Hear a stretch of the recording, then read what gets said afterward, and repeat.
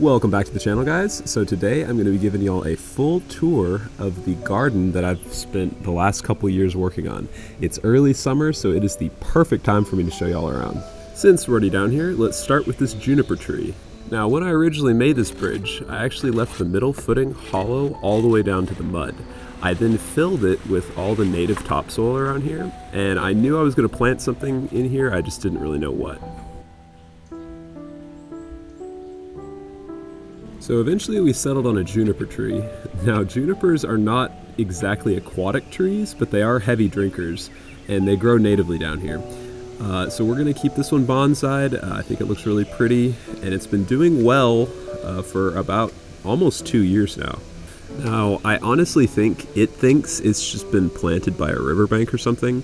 I don't think its roots are getting root rot or too much water, because if it was, it probably would have died a long time ago, but I mean, only time will tell, I guess. I know the soil I put it in is just about perfect, because all of the native junipers around here get absolutely massive, so I'm not concerned about it in that regard.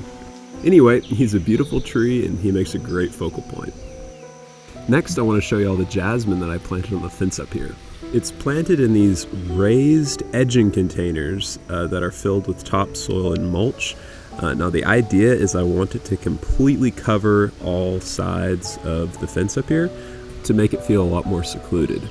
Now it's a mix between star jasmine and Carolina jasmine. However, in one corner we do have some true jasmine planted mainly just for tea making.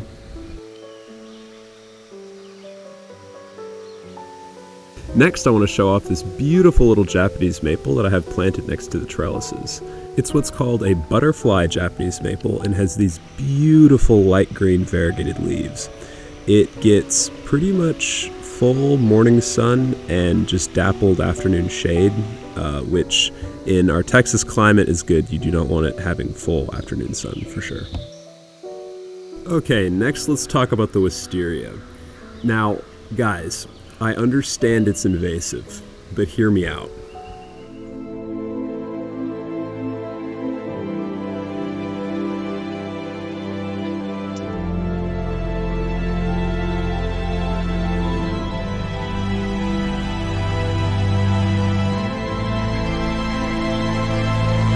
The wisteria vine grows long, spreading tendrils.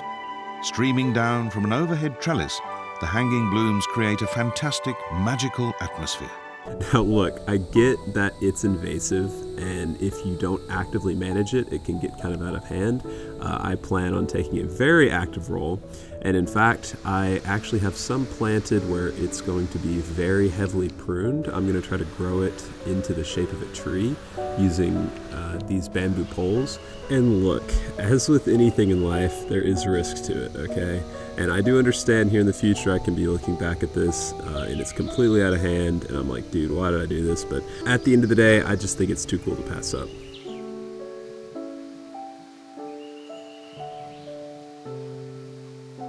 Next is the vegetable garden. Now the first thing I'm going to show you guys are my grapes. Now they do get a little bit too much shade in the morning, but by the time the afternoon rolls around, they do get a lot of sun. I'm hoping as they climb higher, they're going to get more and more sun, but we'll just have to see, I guess. Now check out how crazy the tomatoes are doing. So this is them about 2 months ago, and here they are with the trellising up. And finally, look at them now. It is just insane how high they're growing. It is late May, and we are just now getting our first harvest, and man, they taste incredible. I also love how they look from the outside of the garden. Like walking from the outside, you just see these humongous tomato plants. Now, very soon, I'm going to start stripping the bottom portion of the vines of all their leaves and then letting them down and burying the lower part. That way, the lower part can root out, and then they can just keep growing up and up forever. Now, I did also plant some marigolds along with the tomatoes. They're doing okay, I guess. They're a bit leggy, but I think they're keeping pests and stuff away from the tomatoes, so I guess good on them. Now, we do have one or two other things growing in the garden. We got some kale that's doing incredible. We have a whole forest of basil, and some lovely fig trees back here. They're getting a lot of sun and they seem very, very happy.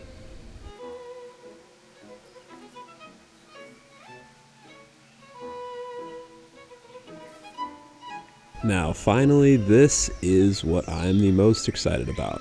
It is the Camellia sinensis that I'm trying to grow. If you don't know, Camellia sinensis is basically defines what makes something tea. If it doesn't contain camellia, then it is not true tea. I have them behind this big shade trellis, and they get perfect dappled sun in the afternoon with about 1 hour of full sun at about 2 o'clock. Finally, I want to show you all this pathway down here. The weeping willow I planted literally just a year ago is already huge. It was literally just a tiny stick in the ground, but it's looking really nice right now for sure. Just looking at how this hillside has changed over the years with some sunlight and some water is just insane. Now, finally, I want to show off my daylilies. I think that they are such an underrated flower. They grow so easily, they're super easy to separate, and just look very, very elegant.